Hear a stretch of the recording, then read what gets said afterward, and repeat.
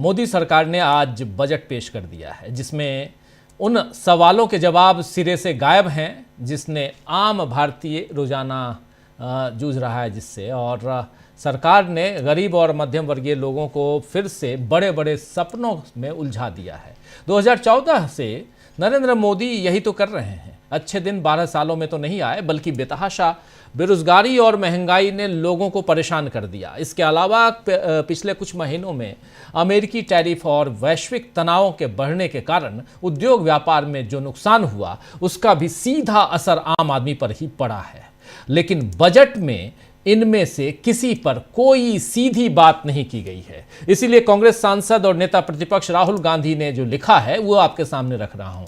राहुल गांधी यहां लिख रहे हैं, देश में युवा बेरोजगार हैं, मैन्युफैक्चरिंग गिर रही है, निवेशक पूंजी बाहर निकाल रहे हैं और खासकर बाहर के जो निवेशक हैं, विदेशी निवेशक, फॉरेन इन्वेस्टर्स, घरेलू बचत तेजी से घट रही है और किसान संकट में है। वैश्विक स्तर पर आने वाले झटकों का खतरा मंडरा रहा है, लेकिन बजट इन सभी मुद्दों को नजरअंदाज करता है और आंखें मूंदने वाला है। उन्होंने ये भी कहा है कि ये ऐसा बजट है जो कोर्स करेक्शन से इनकार करता है और भारत के असली संकटों के प्रति अंधा बना हुआ है। ये बात यहां राहुल गांधी कह रहे हैं। वहीं कांग्रेस के सांसद और नेता प्रतिपक्ष राहुल गांधी के बाद अखिलेश यादव ने जो कुछ कहा है आपके सामने वो भी रखता हूं। अखिलेश यादव यहां क्या कह रहे हैं, जरा सुन लीजिए। लोगों के लिए बजट बना है, 1/20 लोगों के लिए बजट बना है, किसान, गरीब और गांव में रहने वाले लोगों की समझ से बाहर का बजट है सर। लेकिन जब तक बजट का ये भाषण निर्मला सीतारमण संसद में पेश कर रही थी, लगातार मेज थपथपाते हुए प्रधानमंत्री दिख रहे थे। अच्छा, अपनी पीठ कौन नहीं चाहता है? अरे भाई, सरकार के लोग थपथपा रहे थे, उन्हें ये नहीं पता कि आज सोना चांदी कितना महंगा हो गया, सेंसेक्स बता रहे हैं क्रैश हो गया। आप सोचिए क्या हालात है। आज बीमारी की दवाइयों का इलाज नहीं आप करा पा रहे हो, आप गरीब को कोई सुविधा नहीं दे पा रहे हो, इंफ्रास्ट्रक्चर की बड़ी बड़ी बातें कर रहे हो। आप 1 लाख करोड़ की जो बननी थी बुलेट ट्रेन, आज 2 लाख करोड़ की बुलेट ट्रेन बन रही है। आपने यूपी को कोई भी एक्सप्रेस वे नहीं दिया। आप बिजली कितनी महंगी दे रहे हैं आप, और जो कंपनियां बिजली सप्लाई कर रही हैं वो मुनाफे में, हजारों करोड़ के मुनाफे में। तो आप किस तरह का बजट बना रहे हो, किसके लिए बजट बना रहे हो? विकसित भारत का तो सुन रहे थे आप, यहाँ 1 करोड़ की जगह 1 लाख करोड़ की बात 2 लाख करोड़, और मतलब साफ सीधा यहाँ पर कहना है अखिलेश यादव का कि पहले और आज में कितना अंतर आ गया है और इस पर क्यों नहीं ध्यान दे रहे हैं नरेंद्र मोदी। बजट की जहां तक बात है तो बजट में क्या कुछ है उसकी झांकी यहां तमाम नेता अपने अपने ढंग से रख रहे हैं। और कांग्रेस अध्यक्ष मल्लिकार्जुन खड़गे ने भी इस पर कहा है कि नरेंद्र मोदी कहते थे कि हर साल 2 करोड़ नौकरियां दूंगा, लेकिन असलियत ये है कि बड़ी बड़ी इंडस्ट्री बेच रहे हैं और ऐसे में रोजगार कैसे आएगा। पब्लिक सेक्टर में जाने वाले गरीब तबके की नौकरी को खत्म करना ही इनकी असली मंशा है। नरेंद्र मोदी सब कुछ अपने चहेतों को सौंपना चाहते हैं। आइए जरा सुन लेते हैं यहां मल्लिकार्जुन खड़गे ने कहा क्या है। ये देखो, मोदी जी हर समय ऐसा कहते हैं, मैं 2 करोड़ नौकरियां दूंगा। मैं यहां तो बड़े इंडस्ट्रीज को बेच रहे हैं, एम्प्लॉयमेंट कहाँ देंगे? इन्होंने तो 80,000 करोड़ जमा करने के लिए बड़े इंडस्ट्रीज में जो है डिसइन्वेस्टमेंट करके अपने लोगों को, चाहते लोगों को वो देना चाहते हैं।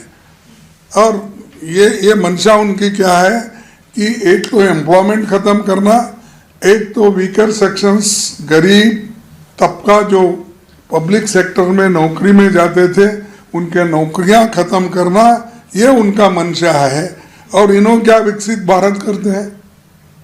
विकसित भारत के लिए आपके पास पैसा भी होना, और एम्प्लॉयमेंट के लिए इन्फ्लेशन तो बढ़ रहा है, घट रहा है कहाँ। तो इसीलिए सब झूठे वायदे हमेशा करने का मोदी साहब की आदत है। आप 2 करोड़ एम्प्लॉयमेंट से ले, उनका डिमोनेटाइजेशन प्रोग्राम लो, सभी चीज़ों में वो विफल हो गए। और ये जो वायदे आप किया है, आप मुझे जो बता रहे हैं, ये तो वो कभी करेंगे नहीं, वो होगा नहीं। तो सुन रहे थे आप यहाँ साफ साफ मल्लिकार्जुन खड़गे अपनी बात रखते हुए। आपको बता दूं कि आज के बजट में 10,000 करोड़ रुपए के बायोफार्मा शक्ति प्रोग्राम से लेकर इंडिया सेमीकंडक्टर मिशन 2 के तहत सेमीकंडक्टर की महत्वाकांक्षाओं का विस्तार, 40,000 करोड़ रुपए की इलेक्ट्रॉनिक्स कंपोनेंट्स स्कीम और कई सेक्टरों में मैन्युफैक्चरिंग इंसेंटिव जैसी बातें छाई रहीं। ऐसे भारी भरकम शब्दों के साथ और इन शब्दों के साथ जो ये बजट का भाषण था उसको सुनकर साधारण इंसान पहले ही सहम जाता है और मान लेता है कि सरकार इसमें कुछ अच्छा ही कर रही होगी। और ऐसे भी बजट शब्द जहां आप सुनते हैं तो ऐसे भी लगने लगता है कि कुछ भारी भरकम चीजें यहां रखी जा रही हैं। लेकिन असल बात यही है कि आम आदमी को जिन चीजों से सीधा लाभ पहुंचे, सीधा फायदा हो, वो बातें बजट में आज कहीं नहीं कही गई हैं। ग्रामीण रोजगार के लिए फंड में कटौती इसका सबसे बड़ा एग्जाम्पल है। सरकार मनरेगा की जगह आप जानते हैं विकसित भारत जी राम जी कानून तो लेके आ गई है, जिसमें केंद्र सरकार ज्यादातर राज्यों में इस योजना का लगभग 60% खर्च उठाएगी और बाकी खर्च राज्य सरकारें देंगी। 60% केंद्र सरकार और 40% राज्य सरकार, ये इसमें कहा गया है। लेकिन बजट में ये जो आज बजट पेश किया गया, इस बजट में इस मद में 65.9% लगभग 66% की कटौती की गई है, जो इस खर्च बंटवारे से कहीं ज़्यादा है। आपको ये बता दूं, कहीं ज़्यादा है। मनरेगा के लिए 2025 और 26 के लिए संशोधित अनुमान 88,000 करोड़ रुपए का था। 25-26 जो बजट का खत्म हो गया वो, और इसके उलट 26-27 के बजट में अनुमान में ये आंकड़ा घटकर 30,000 करोड़ रुपए कर दिया गया है, जो 58,000 करोड़ या लगभग 66% की कटौती है। इसमें गंभीर सवाल उठता है कि क्या विकसित भारत जी राम जी कानून के बताए गए लक्ष्यों को पूरा करने के लिए मोदी सरकार ने पर्याप्त संसाधन रखे हैं, या फिर कांग्रेस की चिंताएं वास्तविक हैं कि यहाँ पर गांव के लिए क्या होगा, गरीबों के लिए क्या होगा। ये जो वास्तविक चिंताएं हैं, गांव के गरीबों को मिलने वाली मामूली मजदूरी पर भी उद्योगपतियों का डाका पड़ चुका है, ये कांग्रेस लगातार कह रही है। गरीब गरीब की माला जपते हुए नरेंद्र मोदी हर बार उद्योगपतियों का ही हित साधते हैं, तभी 5 किलो मुफ्त अनाज लेने की नौबत देश में बनी हुई है। 80 करोड़, आप देख लीजिए, 80 करोड़ लोगों को, 82 करोड़ लोगों को 5 किलो मुफ्त अनाज की बात करते हैं, उसी में अपनी पीठ थपथपाते हैं नरेंद्र मोदी।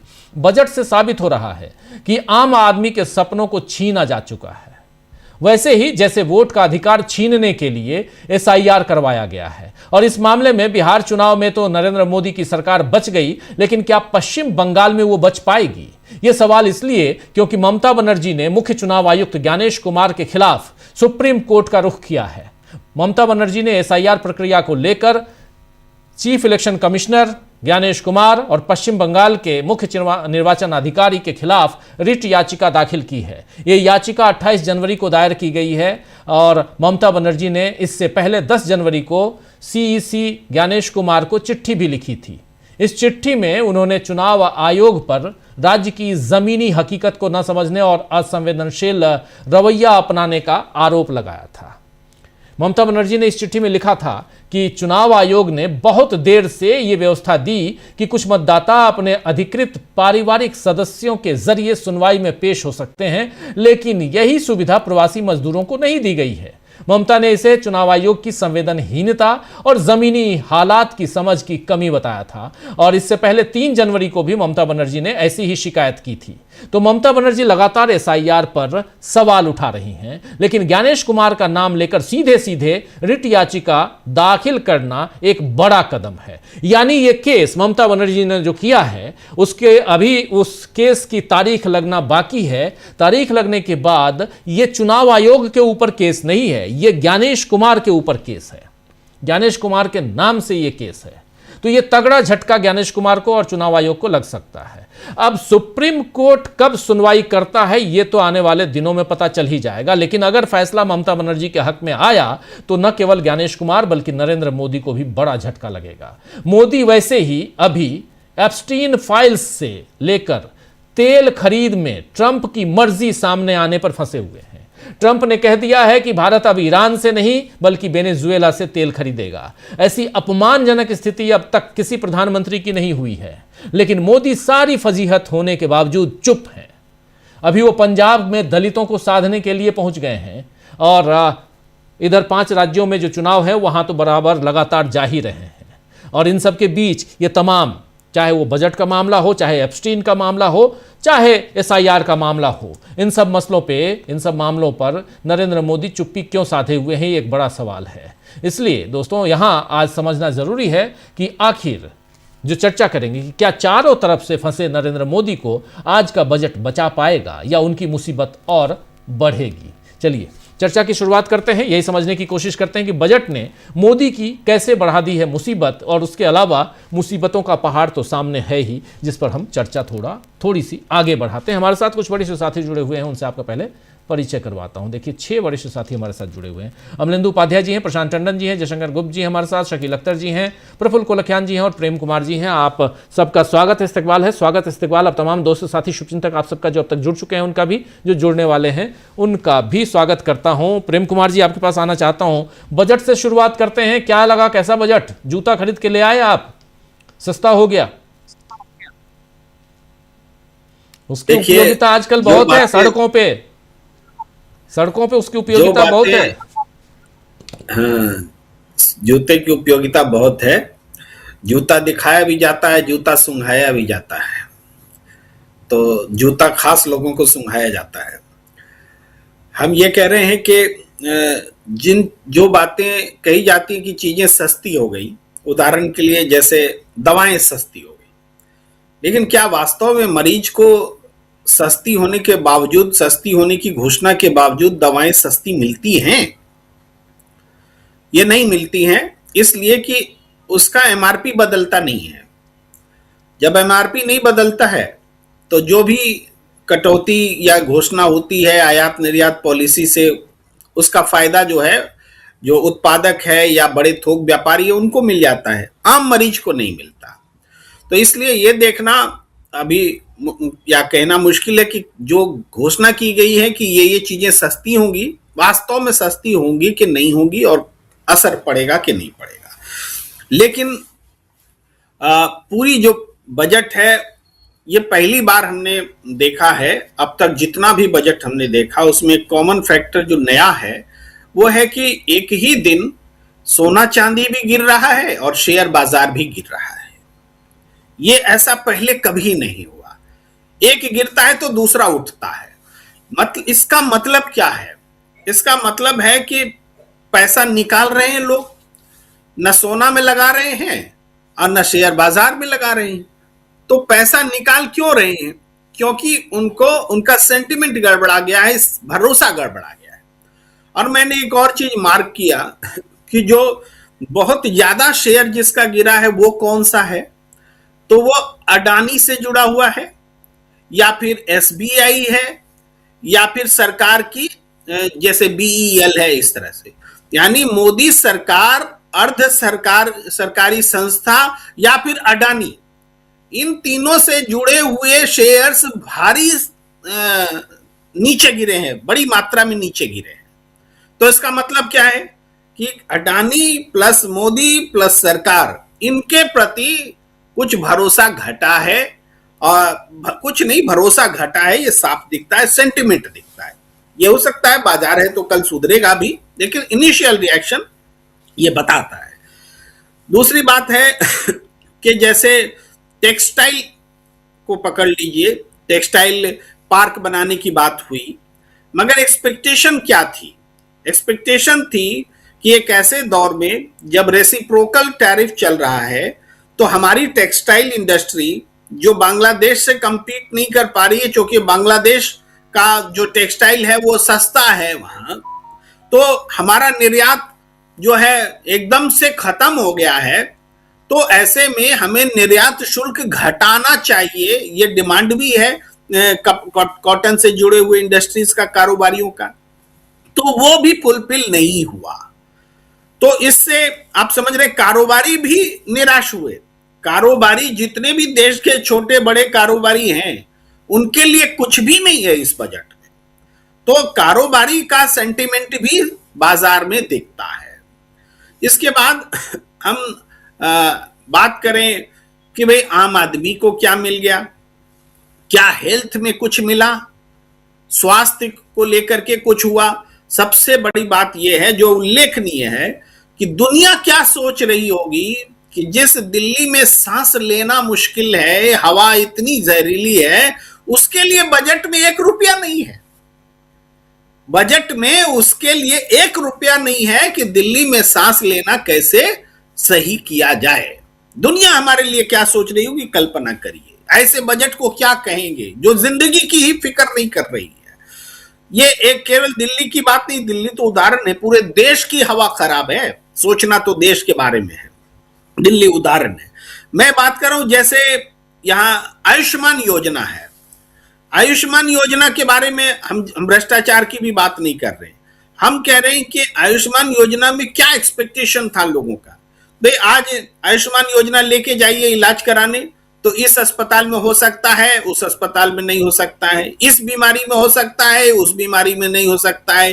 अरे आपका तो 60 से 70 साल वाला है आपका उम्र, आपका नहीं होगा इलाज, 70 से ज्यादा वाले का होगा। इस तरह की जो विसंगतियों के बाद जो आयुष्मान है प्लस भ्रष्टाचार जोड़ लीजिए तो वो बिल्कुल निष्प्रभावी हो गया।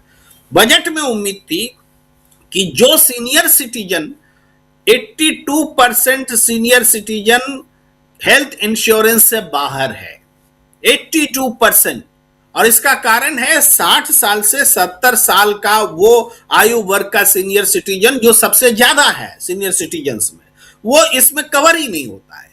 तो उम्मीद की जा रही थी कि इस बार 60-70 साल के लोगों को उसमें लाया जाएगा तो कुछ राहत मिलेगी, जितने भी सीनियर सिटीजन होंगे उनको भी कुछ नहीं मिला। तो किसानों के लिए बहुत हल्ला मचा था, भाई 6,000 रुपया है प्रधानमंत्री सम्मान, वो 9,000 हो जाएगा। कोई बोले ना 12 भी हो सकता है, लेकिन वो भी कुछ नहीं हुआ। मनरेगा आपने बताया, मनरेगा का अभी कार्यकाल कम से कम 6 महीना चलना है जब तक कि जी राम जी ना आ जाए। 6 महीने के लिए मनरेगा में आपने 30,000 करोड़ रखा, जबकि पहले 86,000 करोड़ होता था साल भर में, तो 6 महीना में उसका आधा भी करते तो 42,000 करोड़ होना चाहिए था, वो भी आपने घटा दिया, सीधे 12,000 करोड़ घटा दिया, 1/3 कर दिया एक तरह से जो होना चाहिए था उसका। तो ये किसान विरोधी है, कामगार विरोधी है ये फैसला। और जी राम जी के लिए भी आपने कुछ एक्स्ट्रा प्रावधान कर दिया हो, कुछ बता दिया हो, वो नहीं, बल्कि उल्टे केंद्रीय प्रावधान तो 60% कर दिया है केंद्र सरकार का, वो भी घटा दिया है, तो वो भी नहीं दिखता है, आम आदमी से भी दूर है। अब इसके बाद ये कहा जा रहा है कि सेमी कंडक्टर में हमने 40,000 करोड़ का इन्वेस्टमेंट का ऐलान है। तो पहले 20,000 करोड़ था, अब 40,000 हो गया, डबल हो गया। हमें आश्चर्य हुआ राजीव जी कि ऐसा सेमी कंडक्टर में क्या है कि यहाँ सीधे इन्वेस्टमेंट डबल कर रहे हैं। तो हमने पता लगाया कि सेमी कंडक्टर में गौतम अडानी है, उसका इन्वेस्टमेंट है, उनकी योजना है, उनकी परियोजना है। तो जहां गौतम अडानी है वहां पर तो पैसा उड़ेल दिया आपने, 20,000 को 40,000 करोड़ कर दिया। शायद जनता का रिएक्शन यही है, गौतम अडानी का भी शेयर गिरा है, मोदी सरकार से जुड़े हुए जो है सरकारी अर्ध सरकारी उसका भी गिरा है। मैं शायद इसलिए बोल रहा हूं कि बाजार विशेषज्ञ नहीं हूं, मैं बस पॉइंट्स जोड़ रहा हूं। अब उसके बाद आप देखिए बाकी क्षेत्र में कि बजट को अगर हम देखें तो मजदूरों के लिए तो कोई घोषणा ही नहीं है, रोजगार की बात तो की ही नहीं जा रही है। आप इमेजिन कर लीजिए कि 1 लाख करोड़ हमने इंफ्रास्ट्रक्चर में ज्यादा रख दिया है। पहले 12 कुछ लाख करोड़ था, अब 13 करीबन 1 लाख करोड़ ज्यादा कर दिया है। उसी में आपका रोजगार भी आ जाएगा, सब कुछ उसी में हो जाएगा। कैसे हो जाएगा नहीं पता। रोजगार की जो स्थिति है, ये कहते हैं आंकड़ों में कि रोजगार हमारे समय में बेरोजगारी दर बहुत कम है, लेकिन एक्चुअल फैक्ट ये है कि युवाओं में बेरोजगारी 17% के करीब है, शिक्षित लोगों में बेरोजगारी वो 13% से ज्यादा है। तो ये हालात है बेरोजगारी की, जब पढ़े लिखे लोग को रोजगार ही नहीं है, पढ़े युवाओं को रोजगार ही नहीं है, तो फिर आप बेरोजगारी कैसे कंट्रोल में है। फिर आप कहते हैं कि जो रोजगार है, एक आंकड़ा है कि ग्रामीण रोजगार बीते 10 साल में ग्रामीण वेज जो रूरल वेजेज पिछले 10 साल में बढ़ा ही नहीं है, स्टैग्नेंट है, जीरो है। अब बताइए, जिस देश में रूरल वेजेज जीरो रहे 10 साल में, उसके ग्रोथ की आप कैसे कल्पना कर सकते हैं? आपको आश्चर्य होगा, जो ओवरऑल जो वेजेज है वो सिर्फ 1.7% बढ़ा है बीते 10 साल में। इसका मतलब क्या है? ये सिर्फ हम आंकड़ा नहीं बता रहे, इसका मतलब हम बताने का प्रयास कर रहे हैं। इसका मतलब है कि वेजेज स्थिर हैं और आप कह रहे हैं कि बेरोजगारी कंट्रोल में, यानी रोजगार दे रहे हैं।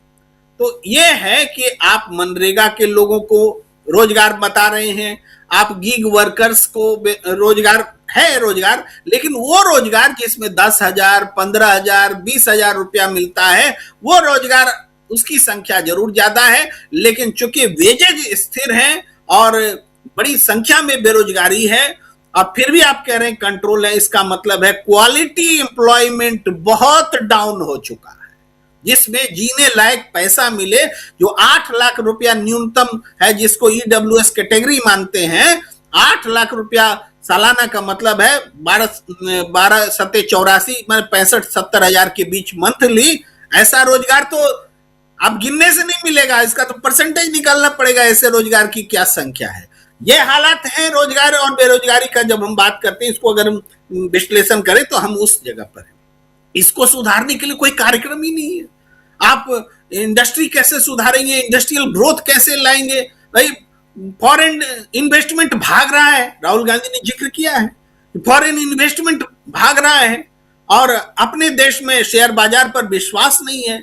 लोग सोना, पहले नरेंद्र मोदी की सरकार आई थी, शुरुआती दौर में याद होगा, आम जनता के लिए कहा गया था कि आप घर में सोना मत रखिए, देश के विकास में सोना लगाइए, बैंक में जमा कीजिए, पैसा लीजिए। देश में काम आना चाहिए सोना, आइडल नहीं रहना चाहिए। और आज देखिए वो पॉलिसी ऐसी कोलैप्स हुई है कि बड़े बड़े पैसे वाले लोग उस पैसा को देश के विकास में न लगा करके सोना के विकास में लगा रहे हैं। मोदी की पॉलिसी को ही पलट दिया पैसे वालों ने, इसीलिए सोना चमक रहा है और देश उस फीका पड़ रहा है। जी राजीव जी जी बिल्कुल बिल्कुल। चुनाव से पहले 5 राज्यों में चुनाव, उससे पहले यहाँ आज बजट, और उस बजट में चुनावी राज्यों पर कितना फोकस रहा ये हम समझेंगे। लेकिन उन्हीं चुनावी राज्यों में से एक इधर पश्चिम बंगाल की मुखिया यानी ममता बनर्जी ने कैसे सीधे सीधे नाम के साथ नामजद याचिका दायर कर दी है सुप्रीम कोर्ट में 28 तारीख को। इस पर भी बात करेंगे, एप्स्टीन फाइल्स पे भी बात करेंगे थोड़ी बहुत। लेकिन उन सब के बीच इधर सबसे पहले बजट पे बात कर रहे हैं हमारे साथी, यहाँ तमाम साथी मौजूद हैं। जरा प्रशांत जी आपके पास आना चाहता हूँ, बजट को कैसे आप देखते हैं प्रशांत जी, सीधे शब्दों में अगर पूछा जाए तो? देखिए, प्रेम कुमार जी ने मोटा मोटा एक रूपरेखा रख दी है जी। मैं इसमें 2-3 बातें जोड़ता हूँ केवल प्रेम कुमार जी ने जो कहा है। 2 बातें हैं राजीव जी। एक, मौजूदा जो संकट है, वो चाहे बेरोजगारी का हो, चाहे वो अमेरिका के टैरिफ का हो, चाहे वो एनर्जी सिक्योरिटी का हो, जो बात वेनेजुएला की आ रही है, उन सब चीजों को वो एड्रेस नहीं कर रहा है। जैसे ट्रंप के टैरिफ से 50% टैरिफ से जो लेबर इंटेंसिव, जो रोजगार देने वाले जो हमारे जो उद्यम हैं, वो प्रभावित हुए सीधे। केवल एक्सपोर्टर प्रभावित नहीं हुआ है। एक्सपोर्टर तो देखिए वो ट्रेडर होता है, वो एक कमोडिटी को ट्रेड करता है, दूसरी को कर लेगा। लेकिन जो कारीगर है, जो लकड़ी का सामान बनाता है, जो जूते बनाता है, जो रेडीमेड गारमेंट्स की फैक्ट्री में लगा हुआ है, मजदूर है, उसके पास कोई दूसरा विकल्प नहीं है, उसको कुछ और काम आता भी नहीं है। तो जो लेबर इंटेंसिव हमारा जो पूरा उद्यम है, वो बुरी तरह प्रभावित हुआ है। उसको एड्रेस करने के लिए बजट में कुछ भी नहीं है।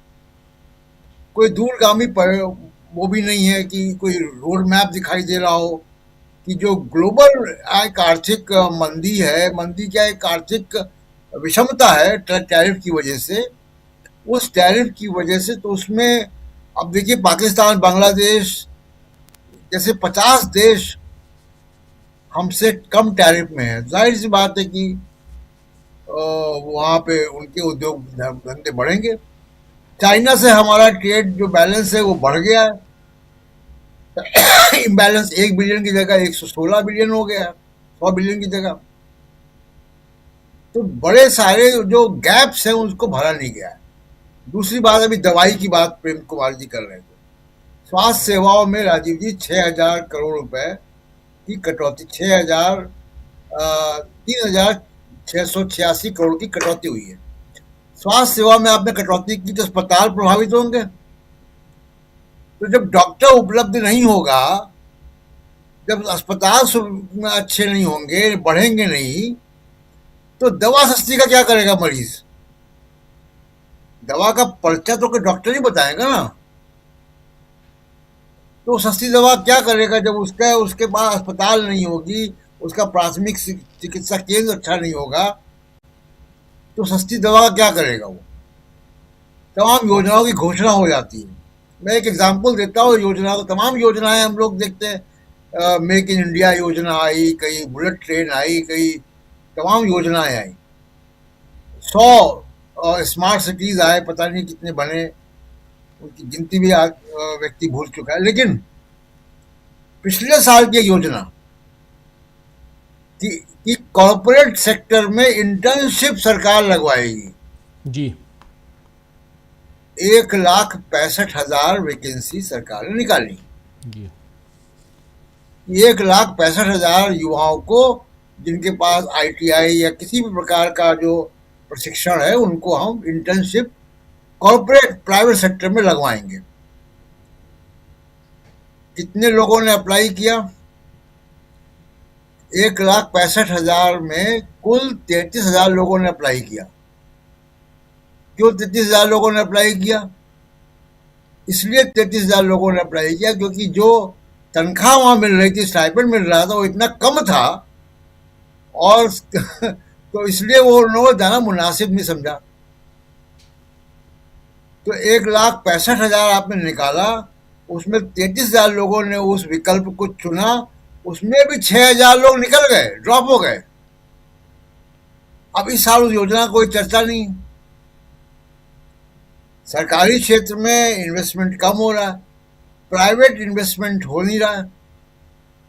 प्राइवेट इन्वेस्टमेंट 12% GDP का रहा है, वही बढ़ रहा है, वही है जी। तो प्राइवेट सेक्टर यहाँ पे इन्वेस्ट भी नहीं कर रहा। डावोस में जाके आप अपने ही मंत्री से MOU साइन कर लेते हैं देवेंद्र फडणवीस इन्वेस्टमेंट के लिए, लेकिन वो इन्वेस्टमेंट कर कहाँ रहा है प्राइवेट सेक्टर? तो तमाम सारी जो बातें हैं उनमें आप देखिए कि कितना कहाँ शहरी विकास में 39,000 करोड़ रुपए घट गया। प्रधानमंत्री आवास योजना में 3,32,सौ करोड़ रुपए कट गया। जी। कट गया। जो इन्फ्लेशन से बढ़ा हो तो उसको भी जोड़िएगा तो और ज्यादा कटा है। जल जीवन मिशन 50,000 करोड़ की कटौती हो गई फंड में। अभी इंदौर में हमने देखा कि जल जीवन मिशन का क्या हासिल हुआ कि सीवेज का पानी पी के लोग मर गए। तो किसी भी समस्या को एड्रेस नहीं किया गया है। अब जो जी राम जी की योजना है वही वैसी होगी जैसी ये कॉर्पोरेट इंटर्नशिप हुई। जी। अब ये ट्रांजिशन का फेज है कि मनरेगा का आपने बंद कर दिया, जी राम जी अभी आपने इम्प्लीमेंट नहीं किया, रूल्स नहीं बने, लोग जो रूरल डिमांड है वो बढ़ेगी नहीं। डिमांड नहीं बढ़ेगी तो इंडस्ट्री कहाँ से चलेगी? जी।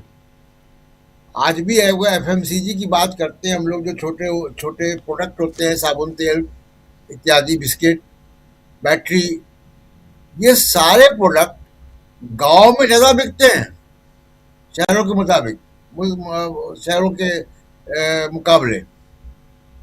लेकिन अब गांव में अगर परचेजिंग पावर नहीं रहेगी, उसके पास काम नहीं होगा तो खरीदे कहाँ से वो?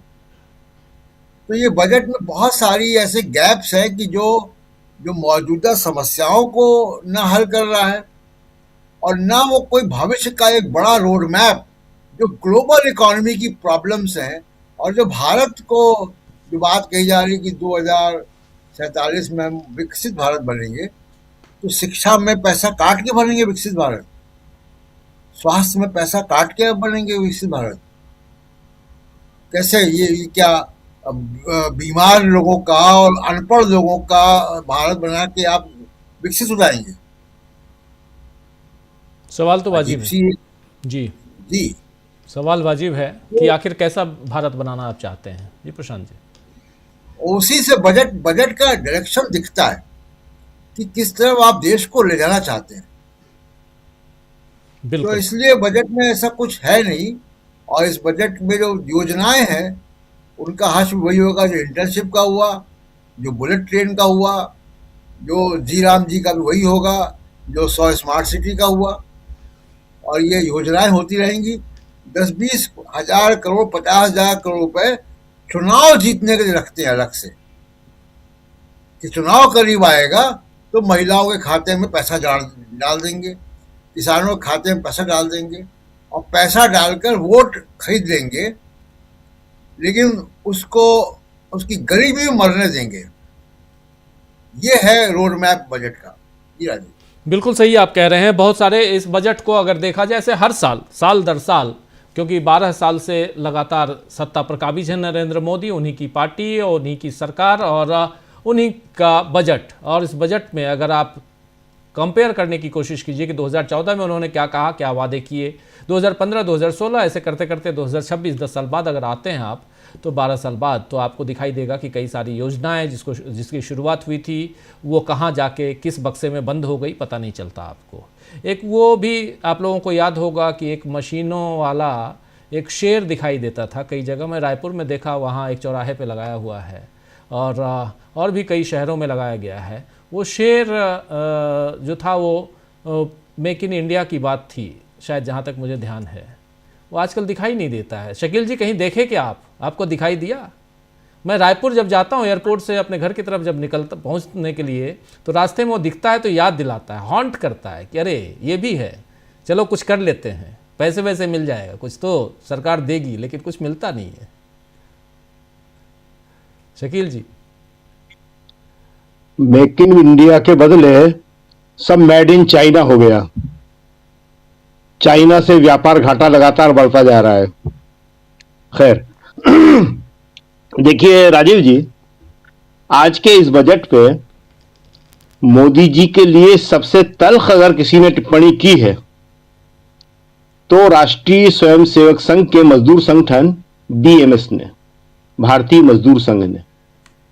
भारतीय मजदूर संघ ने कहा है कि सबसे निराशाजनक बजट श्रमिकों का वेतन, सामाजिक सुरक्षा के लिए कुछ नहीं, आंगनवाड़ी, आशा और मध्याह्न भोजन कार्यकर्ताओं के मानदेय में कोई वृद्धि नहीं, ग्रामीण क्षेत्र के साथ, ग्राउंड पे काम करने वाली महिलाओं के साथ, गिग वर्कर्स के साथ पूरी असंवेदनशीलता, असंगठित क्षेत्र में 90% तक श्रमिकों के लिए कुछ भी नहीं।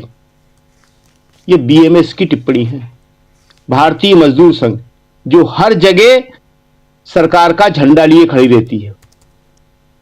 अभी जो सुप्रीम कोर्ट ने कहा, हमारे माननीय मुख्य न्यायाधीश ने, सूर्यकांत जी ने, कि यूनियनें बंद करा रही हैं उद्योगों को, तो ये बीएमएस जहां भी मजदूरों के हित की लड़ाई होती थी वहां मालिकों के हित की लड़ाई लड़ने पहुंच जाती थी। वही आज इतनी निराश हो गई है कि वो ये टिप्पणी कर रही है।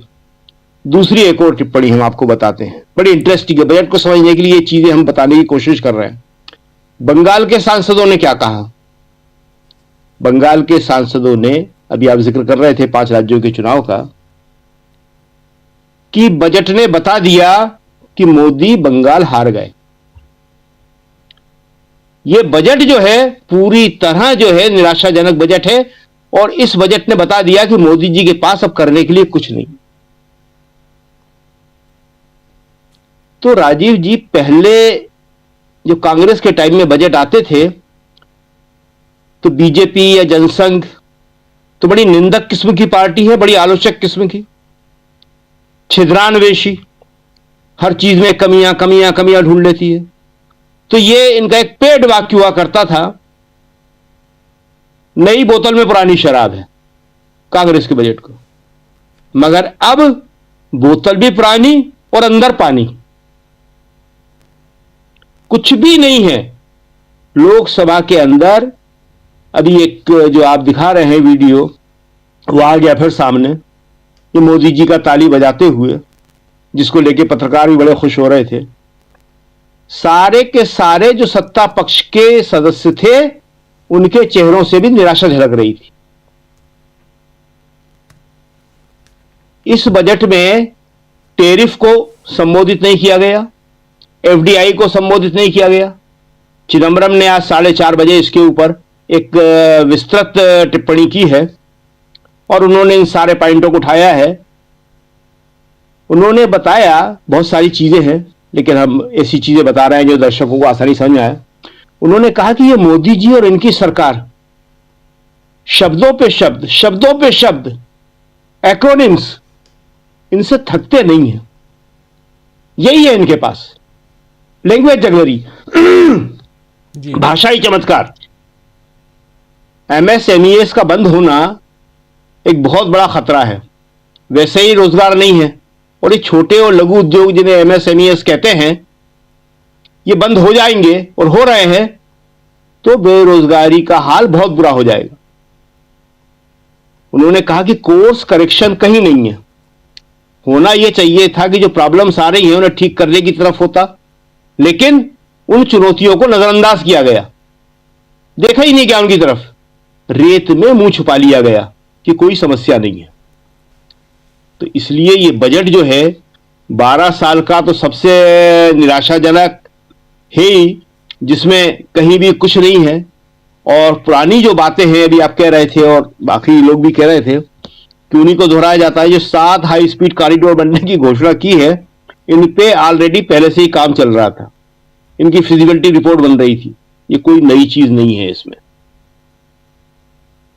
तो ये जो बजट है, इसने विपक्ष को तो बहुत सारे सवाल उठाने का मौका दिया ही, सत्ता पक्ष में भी जो एक खुशी होती है, एक जो माहौल होता है, वो नहीं है। इसके बदले सफाई के तौर पे, बचाव के तौर पे वो क्या कह रहे हैं? वो कह रहे हैं कि युद्ध के माहौल में और क्या होता। कौन सा युद्ध का माहौल? ईरान और अमेरिका के बीच का संभावित? अरे भारत का बजट है ये, इसमें आप युद्ध के माहौल से बचने के लिए आप क्या कर रहे हैं और आप क्या कर सकते हैं? नहीं, हम विश्वगुरु हैं, हम तो युद्ध भी रोक सकते हैं। आपका इसमें क्या रोल है? आपका रोल है यहां पे अपने लोगों को रोजगार देना। राहुल गांधी ने कहा है ये, और बाकी सब लोगों ने कहा, बेरोजगारी को एड्रेस ही नहीं किया गया। और किसानों की समस्या जहां की तहां है, उनके लिए कुछ भी नहीं है इस बजट में। ग्रामीण क्षेत्र के लिए इस बजट में कुछ भी नहीं है। तो सब मिला के ये बजट जो है सिर्फ एक रूटीन एक्सरसाइज बन के रह गया है जी। इसके अलावा इस बजट में कोई भी ऐसी चीज नहीं है जो आमतौर पे होती थी। सरकार कोशिश करती थी, अगर आम जनता को कुछ नहीं देने की कोशिश करती थी तो अपने लोगों को, समर्थकों को उत्साहित करने की कोशिश करती थी। लेकिन जैसा कि हमने सबसे पहले बता दिया बीएमएस का बयान आपको, कि बीएमएस का बयान बता रहा है कि आरएसएस भी इससे भारी दुखी है, निराश है जी। आप एपेस्टीन फाइल का जिक्र कर रहे थे, लास्ट सेंटेंस हम बोल दें, ये एपेस्टीन फाइल आने के बाद, ये ट्रंप के ये कहने के बाद कि अब ईरान से नहीं वेनेजुएला से तेल खरीदेगा भारत, आरएसएस और बीजेपी के अंदर भी सवाल उठ रहे हैं कि अब हमें यह बताएगा ट्रंप कि हम सुबह उठ के नाश्ते में क्या खाएंगे। बस इतनी कसर और रह गई है जी। जी बिल्कुल बिल्कुल, आप सही कह रहे हैं कि अब ये तय होगा वहां से कि आखिर हम नाश्ता क्या करेंगे और खाना क्या खाएंगे, डिनर में हम क्या करेंगे। तो ये सब अगर ट्रंप तय करेंगे तो फिर हमारे देश के प्रधानमंत्री क्यों हैं, इस कुर्सी पर क्यों हैं।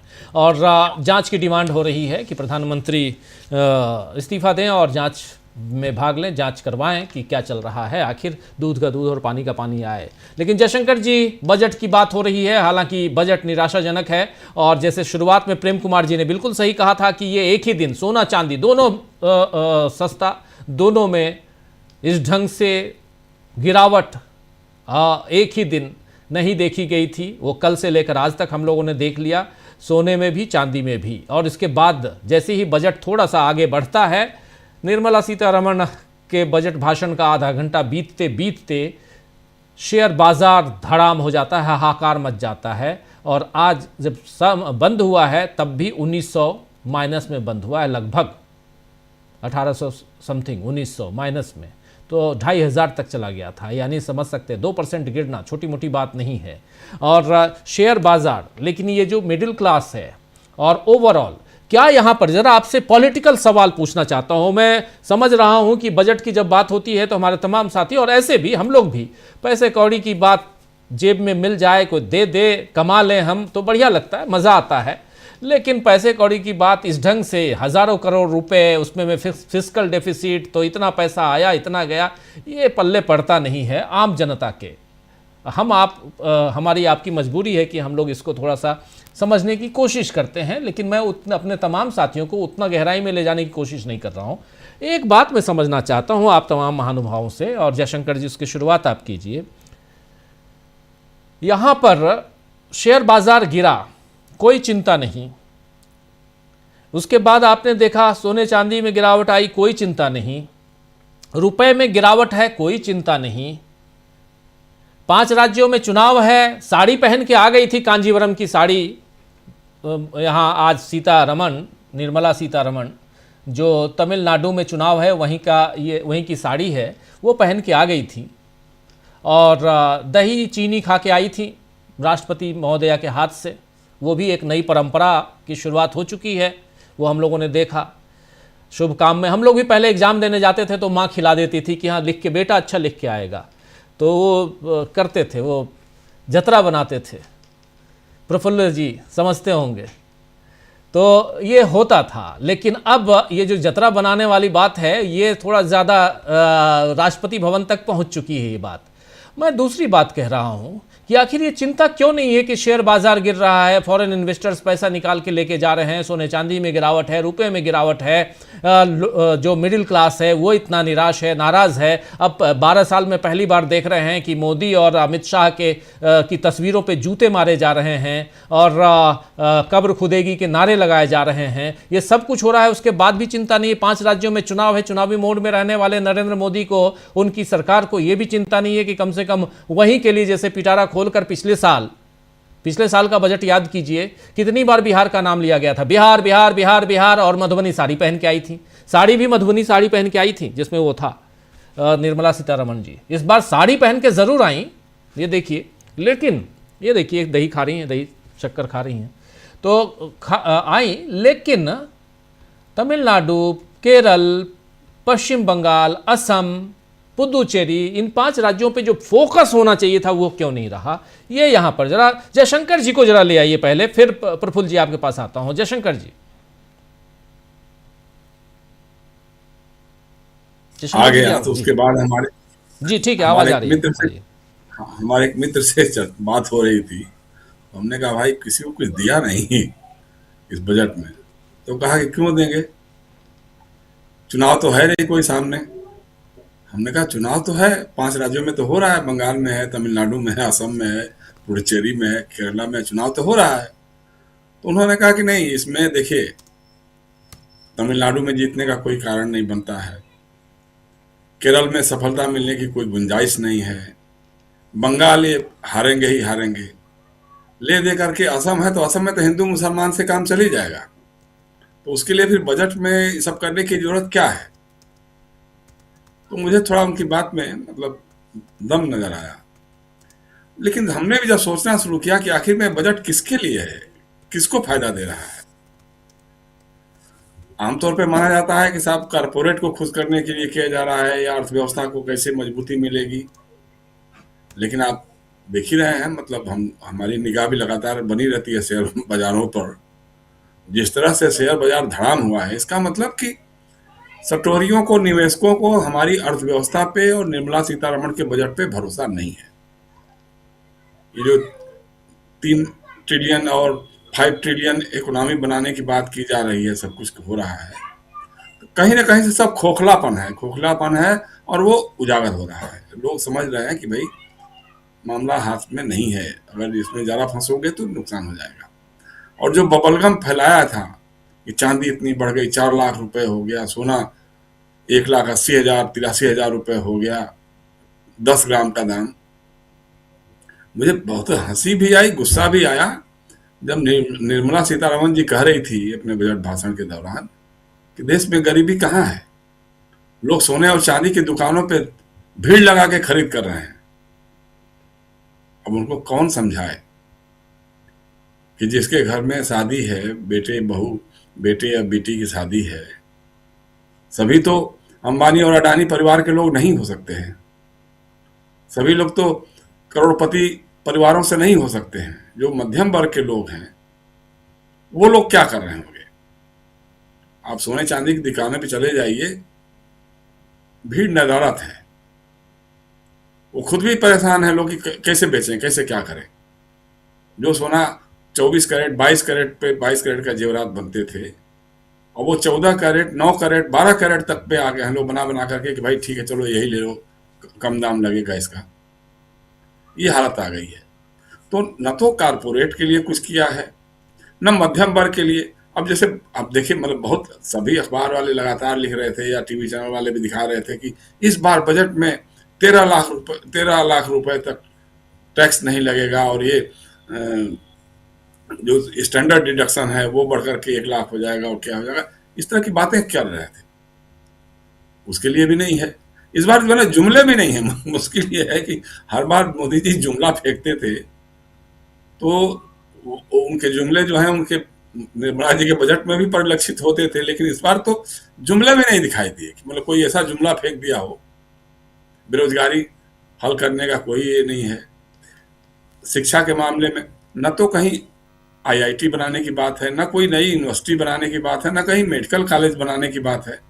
हाँ, बुलेट ट्रेन के लिए जरूर बड़ौदा से बंबई जाने के लिए, जैसा अखिलेश यादव बता रहे थे कि 1 लाख करोड़ की परियोजना 2 लाख करोड़ में हो गई साहब। 2 लाख करोड़ रुपए, मतलब अगर 12 लाख करोड़ का आपका बजट है 13 लाख करोड़ का, तो उसमें से 1 लाख करोड़ तो गया खाली बजट बुलेट ट्रेन में चला गया। तो इस तरह की बातें जो इस बजट में दिखाई दे रही हैं, तो ये तो इनको ये बात सही है, हमारे मित्र ने कहा था कि भाई ये इस बात से आश्वस्त है कि बंगाल इनके हाथ में आने वाला नहीं है। लाख कोशिशें कर लिया इन्होंने, हिंदू मुसलमान, भारत बांग्लादेश, ये सारे उनके ट्रुप के कितने इक्के कार्ड हो सकते हैं, वो सब फेल कर रहे हैं। उम्मीद थी कि जरूर कुछ न कुछ करेंगे, इसमें बजट में कुछ करेंगे जिससे बंगाली मुशाए थोड़ा बहुत सोचना शुरू कर दे। हालांकि वो बहुत दूसरे ढंग के लोग हैं, इतना आसान नहीं है वहाँ पे। तो एक तो ये है, और जैसी बातें हो रही हैं, जैसे भाई एक बार भी चर्चा नहीं किया कि भाई टैरिफ लगा रहा है अमेरिका और इस तरह की चीज़ें जो हो रही हैं, हम किससे क्या करेंगे क्या नहीं करेंगे। कम से कम यही कह देते कि नहीं साहब, कोई तीसरा देश नहीं तय करेगा कि हम किससे खरीदेंगे किससे नहीं खरीदेंगे। इसका मतलब कि जो सही बात है, जो एपस्टीन की फाइल्स में कहीं ना कोई कम आपकी नस जरूर दबी हुई है, जिसके चलते ट्रंप इतनी हिमाकत कर पा रहा है कि अब खुद कह रहा है कि साहब अब भारत जो है वो रूस या ईरान से तेल नहीं खरीदेगा, अब वो वेनेजुएला से खरीदेगा। वेनेजुएला में चूंकि उसकी कठपुतली सरकार बनी हुई है, उसकी कंपनियों से उसका बिजनेस शुरू होगा, तो एक तरह से वेनेजुएला नहीं बल्कि अमेरिका से खरीदेगा। सीधी सीधी बात ये होगी।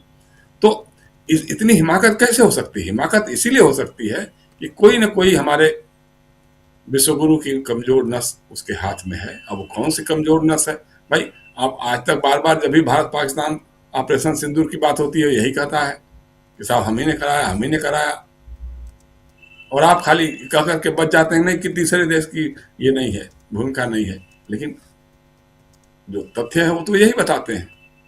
तो इस तरह से है ये बजट, मतलब बहुत ही निराशाजनक, किसी को भी उम्मीद जगाने वाला नहीं है। और मनरेगा को तो जिस तरह से खत्म किया है राजीव जी, भाई पहले वो एक्ट था, अब ये मिशन बना दिया इसको उन्होंने, और उसके लिए भी पैसे बहुत कम कर दिए। इसका मतलब रोजगार की गारंटी का अधिकार नहीं रहेगा, कानून नहीं रहेगा, उसके हिसाब से आप मान सकें कि नहीं साहब हम बेरोजगार हैं, हमको आप काम दीजिए, आपको देना पड़ेगा। वो तो नहीं दे रहे हैं। अच्छा, एक तरफ कह रही है निर्मला सीतारमण के साहब कहाँ है गरीबी, लोग सोना चांदी खरीदने के लिए दुकानों पे भीड़ लगाए हुए हैं, दूसरी तरफ 80 करोड़ लोगों को आप 5 किलो अनाज मुफ्त में दे रहे हैं। ये भी एक विडंबना है, ये भी एक विरोधाभास है। खुद भी मान रहे हैं कि गरीब भी हैं, गरीबी रेखा के नीचे हैं, जिनको हम 5 किलो राशन दे रहे हैं, मुफ्त में राशन दे रहे हैं, और दूसरी तरफ कह रहे हैं कि साहब लोग भीड़ लगा करके खरीद रहे हैं। अब निर्मला सीतारमण के घर पता नहीं कोई शादी होती है कि नहीं होती है, वो लहसुन प्याज तो उन्होंने एक बार कह दिया कि हमारे परिवार में कोई लहसुन प्याज नहीं खाता, इसलिए हमको इसका दाम नहीं मालूम है। लेकिन जिसके घर शादी है उससे आप पूछिए सोने चांदी के भाव के बारे में, तो वो आपको बता सकता है। मैं खुद उसका भुक्तभोगी हूँ। तो इसलिए राजीव जी, ये बजट पूरी तरह से दिशाहीन और निराशाजनक है। उन्हें ये भी नहीं कह सकते कि ये अमीरों को बहुत खुश करने वाला है, क्योंकि निवेशकों ने इसको खारिज कर दिया एक तरह से।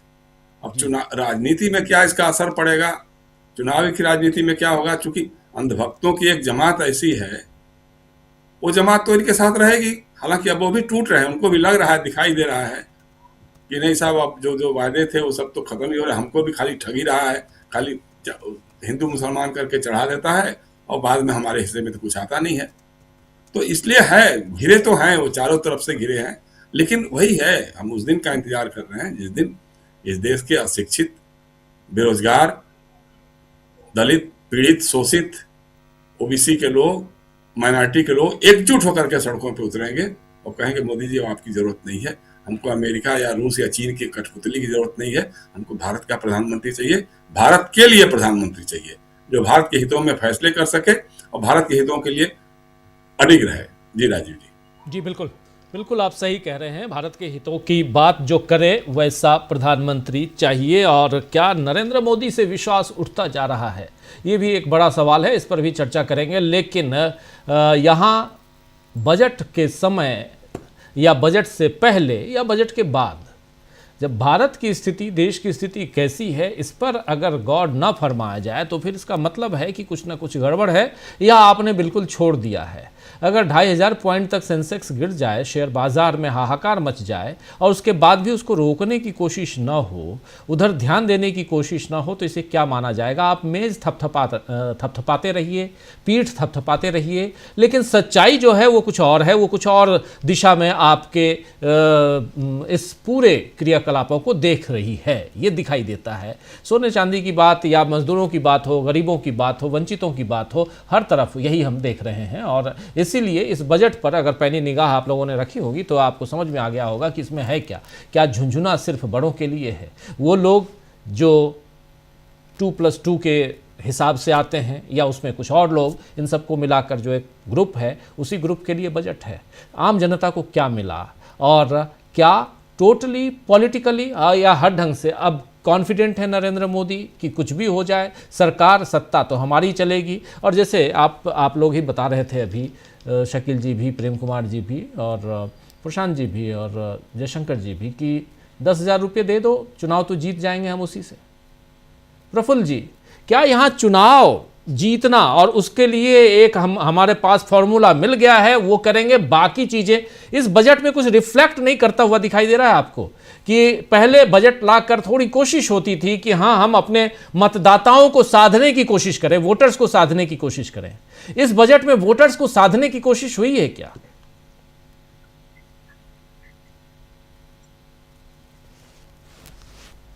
आवाज नहीं आ रही जी? आ रही है। हाँ, मैंने कहा कि नमस्कार सभी को और बजट की बधाई। हिंदी में एक मुहावरा चलता है, जूते में दाल बांटना। जूते में दाल बांटना हिंदी का मुहावरा है। और जानते हैं कि मुहावरे असंसदीय नहीं होते हैं। तो जूते में दाल बांटा गया है। इसको समझने के लिए, पूरे बजट को समझने के लिए जो सबसे जरूरी चीज है, यह समझने की कोशिश करना कि हम जो ऋण जाल है, डेट ट्रैप, उससे कितने दूर हैं। और असल मुद्दा यहाँ है कि ऋण जाल से, डेट ट्रैप से हम कितने दूर हैं और अगर इसी तरह चलते रहे तो कितने दिन में उसमें फंसेंगे। ये जो प्रस्तावित बजट आकलन है ना, इसमें अभी बहुत कुछ होगा। इसको अगर हम लोग रीड करने लगेंगे अभी तो कंफ्यूज करेंगे। ये कंफ्यूज करने के लिए ये दिया गया है, क्योंकि इसके बाद जब बहस होगी, जब तमाम बातें चलेंगी तो सारी चीजें बदलेंगी। लेकिन एक बात निश्चित रूप से है, ये बजट निराशाजनक है और दिशाहीन है, क्योंकि इसका स्कीम जो है सो ये आज का नहीं, ये पिछले कई सालों से इसके स्कीम एक दूसरे को रिस्पॉन्ड नहीं करते, कोरिस्पॉन्डिंग नहीं। तो अगर स्कीम्स कोरिस्पॉन्डिंग नहीं होंगी तो जाहिर है कि एक का लाभ दूसरे में मिलेगा नहीं और एक से दूसरे का संवाद नहीं होगा, तो ये आइसोलेशन में तो अर्थव्यवस्था नहीं चलती है, इसलिए इसके भीतर का कोई इंटीग्रेशन नहीं है स्कीम्स में। मैं ये पहली बात ये करना चाहता हूँ। दूसरी बात ये कहता हूँ कि मनरेगा में सीतारमन जी के बजट में, मेटाफर में कह रहा हूँ, सीतारमन जी के बजट में जी राम जी के लिए कुछ नहीं है। ये अद्भुत है कि बजट पेश कर रहे हैं सीतारमन जी और जी राम जी खाली हैं, खाली डिब्बा, जैसा कि कांग्रेस ने इशारा किया और भी कई लोग कह रहे हैं कि बजट खाली डिब्बा बन गया, उसमें कुछ है नहीं। जिस दिन मनरेगा से इन्होंने छेड़छाड़ किया था उसी दिन इनका इरादा साफ साफ झलकने लगा था, हालांकि सबूत उसके तो आते ही रहते हैं और आएंगे ही बार में भी आते रहेंगे। देखिए, आरएसएस के लोगों ने या बीएमएस ने तो इसलिए भी चिंता व्यक्त की है कि इस रिजिम में इन लोगों के पास पैसा काफी आया है इधर से या उधर से, और सब पैसा शेयर मार्केट में अब डूब रहा है, तो डूब रहा है तो निराशा होगी। और उनको मजदूरों की बात इसमें तो किया ही नहीं गया। प्रेम कुमार सर ने बहुत अच्छे ढंग से कहा कि वेज स्टैग्नेशन में, असल में अर्थव्यवस्था में कुछ भी स्टैग्नेशन में नहीं होता है, या तो आप आगे जा रहे हैं या पीछे जा रहे हैं, स्टैग्नेशन में नहीं रह सकते। स्टैग्नेशन में रहना बहुत कठिन काम है, ये अर्थव्यवस्था में होता नहीं है। तो अगर ये यानी कि अगर फिगर टर्म में अगर ये स्टैग्नेटेड है तो इसका मतलब ये है कि प्राइस राइज तो हो रहा है, यानी कि वेज में इरोजन हो रहा है जबरदस्त, और अगर वेज में इरोजन हो रहा है तो इसका मतलब ये हुआ कि क्वालिटी ऑफ एम्प्लॉयमेंट डेड हो रहा है, उसमें मृत का अंश बढ़ रहा है। जो हमारा एम्प्लॉयमेंट है, जो उससे हमको मजदूरी मिलती है, वो जाहिर है कि वो उसमें डेट एलिमेंट ज्यादा हो रहा है। इसलिए राहुल गांधी ने ठीक ही कहा कि ये एंटी युवा है, क्योंकि लेबर फोर्स अंततः क्या होता है, युवा होता है। अब मैं तो लेबर फोर्स में काउंट नहीं होऊंगा, चाहे जितना चिल्लाऊंगा आपके। तो लेबर फोर्स वो होता है जो युवा होता है, यंग होता है, जिसमें कुछ करने का उत्साह होता है, जिसके पास सपने होते हैं। वो बुरी तरह हताश और निराश है। तो एंटी यूथ तो ये बजट है ही, और एंटी लेबर इसलिए है कि उसके लिए कोई कदर ही नहीं है, कोई स्कीम ही नहीं है, उसके वेज का कोई इंतजाम ही नहीं है, कोई प्रोविजन ही नहीं है। तो ये पूरा का पूरा बजट जो है तो उस प्रकार से अगर इसको हम देखें तो इससे ये होगा कि अगर मनरेगा के लोग अगर रूरल एम्प्लॉयमेंट या रूरल इकोनॉमी पर वो ठीक ढंग से एड्रेस नहीं किया जाएगा तो यकीन मानिए सर, टायर 1 सिटी दबाव में आ जाएंगे। और टायर 1 सिटी अगर दबाव में आ गए तो ये जो गांव के लोग जब आएंगे तो जो कहते हैं ना कहाँ है गरीबी और कहाँ इनको नहीं दिखती है जेनजी, सब दिखने लगेगा। अगर ये अर्थव्यवस्था को संभाल नहीं पा रहे हैं, अब ये किसी प्रकार से चल रहा है, इसको राम भरोसे छोड़ दिया गया है, तो ऐसी स्थिति में हमारे पास जो पॉलिटिकल जो इसका सिचुएशन है वो सिचुएशन ये है कि इनकी योजनाओं पर अभी देखा जाए कि ये क्या कर रहे हैं नहीं कर रहे हैं। मिडिल क्लास है कहाँ? अब मिडिल क्लास है नहीं, मिडिल क्लास अब मुहावरे में बचा हुआ है। इसलिए कि या तो देखिए कि विषमता कितनी तेजी से बढ़ रही है, या तो ऊपर भाग रहे हैं लोग जिनको काफी पैसा बढ़ रहा है, उनका देखिए उनके आंकड़े तो आएंगे फिर दोबारा, और या फिर एकदम जिनकी आमदनी बिल्कुल कम हो गई है। एफएमसीजी की बात कर रहे थे sir Gupta sir, Saadia Shakeel sir. FMCG जो फास्ट मूविंग जो कंज्यूमर गुड्स हैं वो इसलिए गांव में बेसिक खपत होते हैं कि वहाँ की परचेजिंग कैपेसिटी से वो मैच करते हैं। 10 रुपया से ज्यादा हम, एक बड़ा आदमी 10 रुपया का पैकेट थोड़े खरीदेगा, और क्यों खरीदेगा, लेकिन गरीब आदमी 50 रुपया का पैकेट नहीं खरीदता है, वो 10 रुपया खरीदता है। और वहां और तमाम जगह आप जाके देखिए, इसको बोलते हैं श्रिंक इन्फ्लेशन, डिब्बा वही है, रैपर वही है, दाम वही है, लेकिन सामान कम हो गया है, तो इसको श्रिंक इन्फ्लेट कर जाता है। हमारा बजट भी एक श्रिंक इन्फ्लेटेड बजट है। आप फिस्कल डेफिसिट की बात बोल रहे हैं 4.3 4.5, लेकिन फिस्कल डिसिप्लिन की बात क्यों नहीं कर रहे हैं? फिस्कल डिसिप्लिन कहाँ है किसी? और नॉन बजटरी एलोकेशन में इतना एक्सपेंडिचर है, जो एलोकेटेड बजट थे सब में खर्च कम हुआ है, काम नहीं हुआ है इसलिए खर्च कम हुआ है, या पैसा नहीं था। बजट एलोकेशन तो आपने किया, अगर टाइम से पेमेंट नहीं आएगा तो क्या होगा? टोटल रिसिप्ट और टोटल पेमेंट को आप अगर हम आकलित करें, देखें अगर मोटे मोटे इंडिकेटर्स में कि देश का टोटल रिसिप्ट क्या है और टोटल पेमेंट का क्या है, लायबिलिटीज क्या है, इंटरनल लायबिलिटीज, एक्सटर्नल लायबिलिटीज, तो देखे हैं कि स्थिति हमारी बहुत ही खराब है। इसलिए मैंने कहा कि अब बजट पर चर्चा करते समय यह विचार किया जाना प्राइमरी रूप से जरूरी है कि डेट ट्रैप से हम कितने दूर हैं, ऋण जाल में फंसने से हम कितने दूर बचे हुए हैं। पॉलिटिकल संदर्भ में अगले चरण में बात करूंगा कि ममता बनर्जी ने यहाँ केस किया। बिल्कुल बिल्कुल बिल्कुल, जरा उस पर भी बात करना जरूरी है। और आप चूंकि कलकत्ता में बैठे हुए हैं तो और भी इम्पोर्टेंट है आपसे वो जानना। लेकिन अमलेंदु जी, आपकी बारी, और ज़रा समझूं आपसे, इस बजट को पॉलिटिकली देखा जाए क्या, या अब कोई चिंता ही नहीं है, अब तो 10,000 रुपया बांटो और चुनाव ले लो अपने हाथ में, बाकी काम तो ज्ञानेश दादा कर ही रहे हैं। राजीव जी, 10,000 से भी ज्यादा भरोसा ज्ञानू दादा पे है। पंकज चतुर्वेदी जी ने इनाम दिया है तो हम लोग उसको आगे बढ़ाएं। ज्ञानू दादा जो है उनके ऊपर ज्यादा भरोसा है। 10,000 रुपया तो राजीव जी ज्ञानू दादा के कर्तव्यों को ढकने का एक आवरण है। मतलब कि ज्ञानू दादा के जो काम है उनको 10,000 रुपये से ढका जा सके, वरना कौन राजीव जी 10,000 रुपये पे जाकर वोट दे देगा।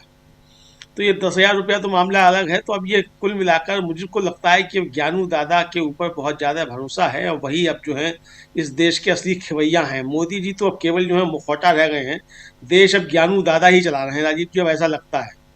क्योंकि सब कुछ अब जब ज्ञानू दादा को ही करना है तो वही करेंगे। लेकिन राजीव जी देखिए, मजबूरी है, चूंकि संविधान अभी तक बदला नहीं गया है तो हर साल का बजट एक पेश करना है, तो मजबूरी है तो बजट पेश किया गया है, वरना तो सीधा 2047 का ही बजट पेश कर देते। आवश्यकता क्या है ये बताने की 2047 में ऐसा होगा और 20 साल की योजना ऐसी होगी। और भाई पंचवर्षीय योजनाएं तो सुनी थी, ये 20 वर्षीय योजनाएं कहाँ से आ गई? तो लेकिन अब 20 वर्षीय योजनाएं भी आ रही है, उसमें बताया जा रहा है कि 20 वर्षीय योजनाएं होंगी और उसके बाद जाके काम होगा। तो राजीव जी अब देखिए इस बजट में जितना मेरी समझ है, मुझे तो राजीव जी ना तो ये चुनावी बजट लगा और ना ये कॉर्पोरेट का बजट लगा, ये सिर्फ अडानी जी का बजट लगा, इसके अलावा किसी का बजट लगा ही नहीं। तो भाई तो अडानी जी के लिए बजट पेश करने की आवश्यकता क्या थी? संविधान में संशोधन करो कि अब कोई बजट पेश नहीं होगा, अडानी जी के लिए जो काम करने सरकार वैसे ही कर देगी। तो इतना तो कर ही सकते हो, करो, लेकर आओ, करो, इसको क्या दिक्कत है? तो मुझको राजीव जी ये लग रहा है कि ये बजट जो है इसके बाद मोदी जी की दिक्कतें बढ़नी चाहिए और देश की जनता के अंदर एक जो है काफ़ी ज़्यादा निराशा का भाव देखा जा रहा है। अब ये मध्य वर्ग जो कहा जाता है राजीव जी, यही सबसे ज़्यादा था, वो ताली थाली पीटता था मोदी जी के लिए। अब उस मध्य वर्ग के अंदर काफ़ी ज़्यादा निराशा जो है वो दिखाई पड़ रही है। भाई ठीक है, आप अडानी जी के लिए काम करें, आप उनके मित्र हैं, लेकिन जो ताली थाली बजाता है उसके लिए भी ध्यान रखो भाई। अगर मतलब थाली बजाने के लिए थाली ही नहीं बचेगी तो थाली पीटेगा कहाँ से? तो आप तो उसकी थाली भी छीने ले रहे हैं। तो अभी तक तो राजीव जी होता यह था कि वो देखिए बीजेपी के जब आते थे प्रवक्ता आकर बहस करते थे और बताते कि थाली देखिए मोदी जी ने भर दी है, 56 भोग हैं उसमें, थाली में घी भी है और पहली बार ऐसा है कि जो थाली जो है दी जा रही है उसमें घी है। अब तो कोई ये कहता हुआ भी दिखाई नहीं पड़ रहा राजीव जी की थाली मोदी जी ने दे दी 56 भोग की, उसमें घी भी है। घी राजीव जी अगर बाजार में आप जाइए और अगर आप शुद्ध घी लेना चाहें तो 1200 रुपये किलो से कम नहीं है घी जी। तो अब ये स्थितियां हैं, तो आप अपने बच्चों को घी भी नहीं खिला सकते, दूध भी नहीं पिला सकते। दूध तो ऐसा है राजीव जी कि अगर आप पैकेट का लेने जाएंगे तो वो दूध है भी कि नहीं इसका कोई भरोसा ही नहीं है। तो अब ये सारी जो परिस्थितियां हो रही हैं, तो आपका ध्यान देश की समस्याओं पे है ही नहीं। आपका ध्यान सिर्फ ये है कि किस तरीके से आपके मित्र का कारोबार जो है वो बने और किस तरीके से आपका मित्र का कारोबार चले। अरे भाई ठीक है, आप देश के प्रधानमंत्री हैं तो राज्य सरकारों का ही ध्यान रख लो, अधिकांश राज्य सरकारें आपकी हैं, उनके लिए बात कर लो। अब अखिलेश यादव पूछ रहे हैं कि भाई आपने उत्तर प्रदेश के लिए क्या दिया? चलो भाई अभी चुनाव नहीं है, अगले साल तो चुनाव है, तो तब तक कुछ तैयारी होती है आपके जरिए, बजट के जरिए, तो आपने कुछ नहीं दिया। उत्तराखंड के लिए आपने कुछ नहीं दिया। अब पंजाब आप चले गए हैं, वहाँ यहाँ के हिसाब से दलितों को आप लुभाएंगे, तो आपके जाने से डुगडुगी बजाने से आप ये सोचते हैं बस आप डुगडुगी बजाएंगे सब कुछ आपकी तरफ खिंचा हुआ चला आएगा। तो ऐसा नहीं है राजीव जी। चूंकि मैं फिर कहूँगा यही बात जो बार बार मैं कहता हूँ कि मोदी जी ये समझते हैं कि देश की जनता मूर्ख है, वो मूर्खों के सरदार है। वो मूर्खों के सरदार हो सकते हैं लेकिन देश की जनता मूर्ख नहीं है। इस बजट में राजीव जी कुछ भी नहीं है, और अगर कुछ है बजट में तो वित्त मंत्री का जो एक घंटे से ज़्यादा लेकर लगभग 85 मिनट का जो इतना उबाऊ और थकाऊ भाषण है कि मोदी जी को भी राजीव जी मेज थपथपाने के लिए अपने हाथ पे ज़्यादा जोर देना पड़ रहा है। मुझे लगता है कि जाकर के उन्होंने हाथ की काफ़ी ज़्यादा सिकाई करवाई होगी कि भाई ये हत्ता मेज इतनी पीटनी पड़ी है जोर देकर, तो इसमें जोर ज़्यादा लगा है। तो राजीव जी, चेहरे का भाव जो है मोदी जी का भी देखा जा सकता है। सिर्फ एक रिकॉर्ड के अलावा और कोई रिकॉर्ड नहीं है कि 70 सालों में पहली बार नवीं बार जो है एक ही वित्त मंत्री, महिला वित्त मंत्री ने जो है वो नवीं बार बजट पेश किया। इसके अलावा इस बजट के अंदर राजीव जी कुछ भी नहीं है, शून्य बटे सन्नाटा है। शून्य बटा सन्नाटा। लेकिन आज सन्नाटा वाला दिन होता है, रविवार छुट्टी का दिन, और आज बजट पेश हुआ है।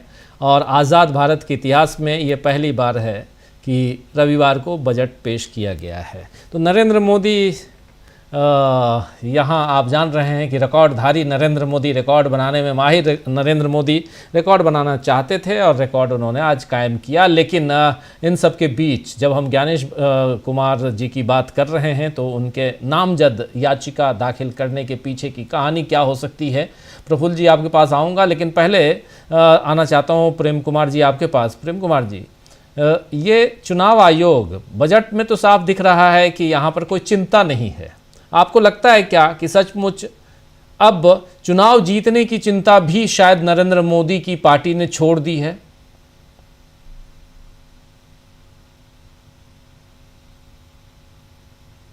अजीब जी, चुनाव की चिंता तो बजट में थोड़ी बहुत हमें दिख रही है। भाई, जब बिहार का चुनाव होता है तो वो मिथिला पेंटिंग की बात होने लगती है, उस तरह का पहनावा पहन करके निर्मला सीतारमन आती हैं। और जब अभी चुनाव होने वाला है 5 राज्यों का, तो दक्षिण में कांजीवरम की साड़ी भी दिख रही है, नारियल पर भी चर्चा हो रही है। और उधर आप ध्यान देंगे तो जो भी कॉरिडोर की बात हुई है वो उसमें साउथ प्रभावी है, बंगाल के लिए भी एक आध घोषणाएं हैं। तो वो चिंता तो है, क्योंकि मोदी सरकार की एक शैली है।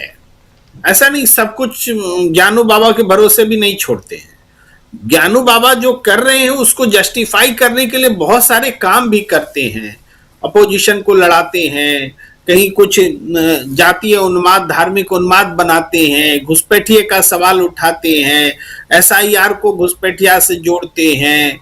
तो इस तरह की कुछ कुछ बातें बताते हैं ताकि चोरी भी नेचुरल लगे और आप शक शुबा में रहे कि चोरी है या घुसपैठिया मामला है, या हिंदू मुस्लिम हो गया, या कि SIR हो गया, या कि विपक्ष में एकता नहीं थी, वो उससे नहीं मिला, वो उससे नहीं जुड़ा, राहुल गांधी कम यात्रा कर गए कि प्रियंका गांधी नहीं गई, कि ममता बनर्जी से मिल के नहीं लड़े, कि मिल के लड़ लिए। तमाम तरह की वो चीजें पैदा कर देते हैं ताकि आप दूसरी बातों में भी फंसे रहें।